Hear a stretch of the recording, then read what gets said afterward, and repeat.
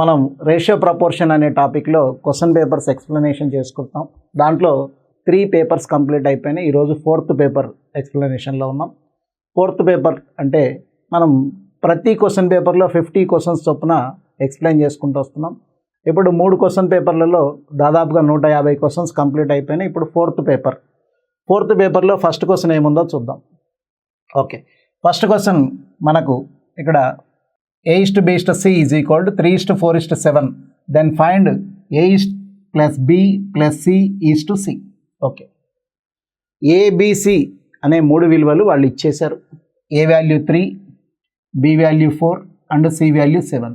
అయితే A plus B plus C is to C value ఏమవుతుంది, ఆ రేషియో ఏమవుతుందో చూద్దాం. A ప్లేస్లో 3, B ప్లేస్లో 4, C ప్లేస్లో 7. 3 plus 4 plus 7 is to 7. So ఇదంతా యాడ్ చేసుకుంటే మనకు 14 అవుతుంది, ఈజ్ టు 7. సో 7 1 7 2 క్యాన్సిల్ అయిపోతే మన రేషియో 2:1. సెకండ్ క్వశ్చన్లో పర్సంటేజ్లో ఇచ్చాడు చూడండి. 2/3 of A 2/3 of A is equal to 75% of B is equal 0.6% of C. Then A/B/C అన్నాడు. సో మనం పర్సంటేజ్లో ఉన్నప్పుడు ఫ్రాక్షన్లో రాసుకోవచ్చు. 75% అంటే అది 3/4 అవుతుంది. 75%కి ఈక్వల్ ఫ్రాక్షన్ ఏంటంటే 3/4. Okay, 2/3 of A is equal to 3/4 of B is equal to, ఇక్కడ డెసిమల్ తర్వాత ఒక డిజిట్ ఉంది కాబట్టి 0.6 అనేది 6/10గా రాసుకోవచ్చు. డెసిమల్ తర్వాత ఒక డిజిట్ ఉంది కాబట్టి డెసిమల్ తీసేసి /6/10 అని వేసుకుంటున్నాం. 6/10 ఆఫ్, ఇప్పుడు ఇక్కడ ఈజ్ ఈక్వల్ టు సింబల్ ఉంది, కంటిన్యూషన్ ఉంది కాబట్టి కంటిన్యూషన్ ఈజ్ ఈక్వల్ సింబల్ ఉన్నప్పుడు మనకు 1/, అని ఉంటే డినామినేటర్లో నంబర్లను మనం ఆన్సర్గా తీసుకుంటాం. కాబట్టి ఇక్కడ డినామినేటర్లో నంబర్లను ఆన్సర్గా తీసుకోవాలంటే న్యూమరేటర్లో ఖచ్చితంగా 1 అనేది ఉండాలి. 1/3, 1/4, 1/10 ఉంటే వాటిని ఆన్సర్గా తీసుకుంటాం. కానీ ఇక్కడ 2/3, 3/4, 6/10 ఉంది కాబట్టి మనం ఏం చేస్తాం, వాటికి ఇన్వర్స్ రేషియోని తీసుకోవాల్సి ఉంటుంది. అప్పుడు ఫ్రాక్షన్స్ రివర్స్లో రాద్దాం. 2/3 ఏమవుతుంది, 3/2. నెక్స్ట్ 3/4, 4/3. నెక్స్ట్ 6/10, 10/6. సో డినామినేటర్లో నంబర్స్కి ఎల్సిఎం తీసుకున్నట్లయితే 2, 3, 6కి మన ఎల్సిఎం ఏమవుతుందంటే 6 అవుతుంది. కానీ ఈ 6లో 2 n టైమ్స్ పోతుంది, 3 టైమ్స్. సో అప్పుడు వాల్యూ 3 3 9 అవుతుంది. నెక్స్ట్ 6లో 3 2 టైమ్స్ పోతుంది కాబట్టి 4 2 8 అవుతుంది నెక్స్ట్ వాల్యూ. నెక్స్ట్ 6లో 6 1 టైం పోతుంది కాబట్టి 10 1 10. సో రేషియో 9:8:10 అవుతుంది. 9:8:10 ఆన్సర్గా తీసుకుంటాం. ఓకే, సో నెక్స్ట్ థర్డ్ క్వశ్చన్లో A/B is equal to 4:5, B/C is equal to 5:6, C/D is equal 6:7 అయితే వాళ్ళు అడిగింది A అండ్ C మాత్రమే. ఓకే, ఫస్ట్ లాస్ట్ అడిగేవాళ్ళు ఇంతకుముందు, ఇప్పుడు ఫస్ట్ థర్డ్ వాల్యూ అడుగుతున్నాడు. Okay, A/B is equal to 4:5, B/C is equal to 5:6, C/D is equal to 6:7. దీంట్లో మనం ఈజీగా ఆన్సర్ చేయడం ఎట్లాగో చూడండి. ఫస్ట్ ఆర్డర్ కరెక్ట్ ఉందా లేదా చూసుకుందాం. ఆర్డర్ కరెక్ట్ ఉంది.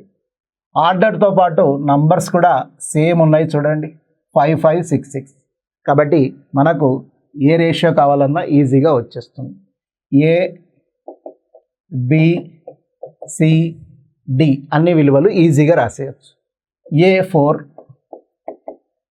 B5 and C6,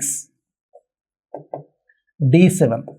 okay, so దీంట్లో ABCD అన్నీ వచ్చినాయి. మనకు కావాల్సింది ఏంటి, జస్ట్ A/Cనే కావాలి, మిగతా అన్నీ అవసరం లేదు. కాబట్టి A/Cలోకి వెళ్ళిపోదాం. AC ఈ రెండు తీసుకోండి. 2 టేబుల్తో 2 2 2 3 దెన్ రేషియో 2:3. రేషియో 2:3 అవుతుంది. Okay, right. Next one, question number 4లో ఏమి ఇచ్చాడు ఒకసారి చూద్దాం.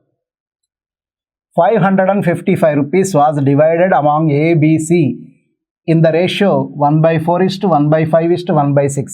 By mistake, it was divided in the ratio 4:5:6.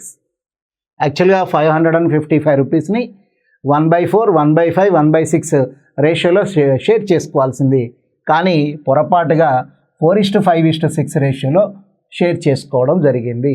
అయితే the amount in excess received by C was, సికి రావాల్సిన సొమ్ము కంటే అదనంగా ఎంత సొమ్ము వచ్చింది అంటే అడిషనల్గా వచ్చిన అమౌంట్ ఎంత, సికి ఎంత ఎక్కువ సొమ్ము వచ్చింది అని అడుగుతున్నాడు. ఇక్కడ 555 రూపీస్ని ఏబీసీ అనే ముగ్గురు వ్యక్తులు 1/4:1/5:1/6 నిష్పత్తిలో పంచుకోవాలి. బట్ వాళ్ళు పంచుకున్నది ఏ రేషియోలో అంటే 4:5:6 రేషియోలో పంచుకున్నారు. కాబట్టి అక్కడ వచ్చిన డిఫరెన్స్ ఎంత అమౌంట్ ఎక్కువ వచ్చింది ఎవరికి, సికి. ఓకే, రావాల్సిన అమౌంట్ ఏంటి, ఎక్స్ట్రా వచ్చింది ఎంత అనేది చూద్దాం. ఏ, బి, సి వీళ్ళు ముగ్గురు ఏ రేషియోలో పంచుకోవాలి, 1/4:1/5:1/6గా పంచుకోవాలి. ఇది విలోమ నిష్పత్తి. కాబట్టి మనం ఏం చేస్తాము, వీటికి ఇన్వర్స్ రేషియో కనుక్కుంటాం. అన్నీ కూడా మనకు 1/1/1/గా ఉన్నాయి కాబట్టి రేషియో ప్రకారం మనం ఎల్సిఎం తీసుకుంటే 4, 5, 6. ఎల్సిఎం ఏమవుతుంది మనకంటే 60 ఎల్సిఎం అవుతుంది. ఓకే, సో 60 ఎల్సిఎం తీసుకుంటే 4 15s, 5 12s, 6 10s. 4 15s, 5 12s, 6 10s. 4, 5, 6కి ఎల్సిఎం ఎంత ఉంటే 60. ఆ 60లో 4 ఎన్ టైమ్స్ పోతుంది 15 టైమ్స్, 5 ఎన్ టైమ్స్ పోతుంది 12 టైమ్స్, అండ్ 6 ఎన్ టైమ్స్ పోతుంది 10 టైమ్స్. ఇప్పుడు సమ్ ఆఫ్ ద పార్ట్స్ మొత్తం కలిపి వాళ్ళు పంచుకోవాల్సింది ఎంత అంటే 27 అండ్ 10, 37 పార్ట్స్. 37 పార్ట్స్ పంచుకోవాలి. సో ఆ 37 పార్ట్స్కి అమౌంట్ ఏంటి అంటే అమౌంట్ 555. సో ఈ 37 ఇక్కడ క్యాన్సిల్ అవుతుంది. 37 యాక్చువల్గా prime number. Okay, 37 1s 37, 37 5s. So ఇక్కడ 15 టైమ్స్ పోయింది. అయితే సికి రావాల్సిన సొమ్ము కదా మనల్ని అడిగింది. అయితే సికి ఎన్ని భాగాలు రావాలండి, 10 పార్ట్స్ రావాలి. అయితే ఈ షేర్ ప్రకారం అంటే ఈ నిష్పత్తి ప్రకారం వాళ్ళు పంచుకుంటే సికి రావాల్సింది 10 × 15, అతనికి రావాల్సింది 150 రూపీస్ రావాలి, 150 రూపాయలు రావాలి.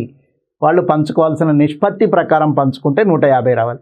కానీ పంచుకున్నది ఏ రేషియోలో పంచుకున్నారు, 4:5:6 రేషియోలో పంచుకున్నారు.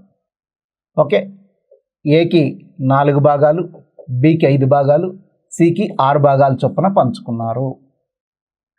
కాబట్టి 4:5:6 రేషియోలో పంచుకుంటే మరి మొత్తం వాళ్ళు పంచుకున్న మొత్తం సొమ్ము 15 భాగాలు. ఆ సొమ్ము ఎంత అంటే 555. మరి 555లో 15 పోతుందా, okay, 15 3s 45 and 15 7s 105. So ఇప్పుడు ఈ లెక్క ప్రకారం అక్కడ రావాల్సింది ఎంత అంటే 37 పార్ట్స్ ఎవరికి, సికి.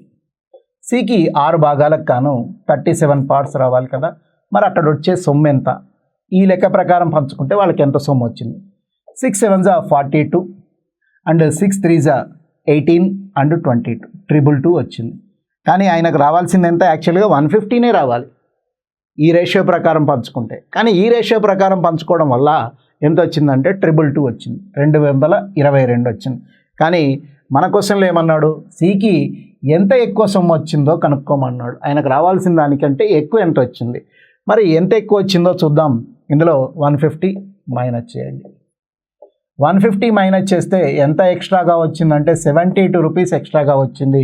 కాబట్టి ఆయనకు ఎంత అడిషనల్గా వచ్చిందంటే 72 rupees.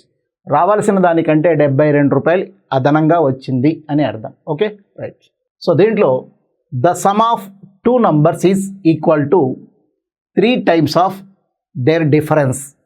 The sum of 2 numbers is equal to 3 times of their difference. Okay, 2 సంఖ్యల మొత్తము ఆ 2 సంఖ్యల భేదానికి 3 రెట్లుగా ఉంది అంటున్నాడు. Then the ratio of the 2 numbers ఆ రెండు సంఖ్యల నిష్పత్తి ఏ విధంగా ఉంటుంది అని అడుగుతున్నాడు. Okay right. ఇప్పుడు మరి ఆ రేషియో చూద్దాం. రెండు సంఖ్యల మొత్తము, రెండు సంఖ్యలు ఏబీలు అనుకుందాం, వాటి మొత్తము వాటి భేదానికి 3 రెట్లు. వాటి భేదం అంటే మైనస్, మొత్తం అంటే ప్లస్, భేదం అంటే మైనస్. ఈ రెండు సంఖ్యల మొత్తము ఎట్లా ఉందంటే రెండు సంఖ్యల భేదానికి 3 రెట్లుగా ఉంది, 3 టైమ్స్ ఉంది అంటున్నాడు. కాబట్టి ఆ రెండు సంఖ్యల మొత్తము ఆ రెండు సంఖ్యల భేదానికి 3 రెట్లు అయితే వాటి నిష్పత్తి ఏమవుతుంది అని అడుగుతున్నాడు. సో ఇప్పుడు మనం ఏం చేస్తామంటే 3 తోటి 3a 3b, a plus b is equal to 3 into a 3a minus 3 into b 3b. ఇప్పుడు ఏలన్నీ ఒక పక్కకు బీలన్నీ ఒక పక్కకు షిఫ్ట్ చేసేసుకుంటే ఇప్పుడు ఏని అటు పంపిస్తే మైనస్ ఏ అవుతుంది. 3aలో ఏ పోతే ఎంత ఉంటుంది? 2a ఉంటుంది. నెక్స్ట్ ఈ మైనస్ 3b ఇటు వస్తే ప్లస్ 3b అవుతుంది. కాబట్టి 3b ప్లస్ b మొత్తం 4b అవుతుంది, 4b అవుతుంది. Okay, 2 1s 2 2s. మనకు రేషియో రావాలి. ఆ రేషియో రావాలి అంటే ఎప్పుడు కూడా మనం రైట్ హ్యాండ్ సైడ్ నెంబర్తోని రేషియో స్టార్ట్ చేయాలి. 2తో స్టార్ట్ చేయాలి. 2:1 అవుతుంది. రేషియో ఏంటి అంటే 2:1. రేషియో 2:1. ఓకే.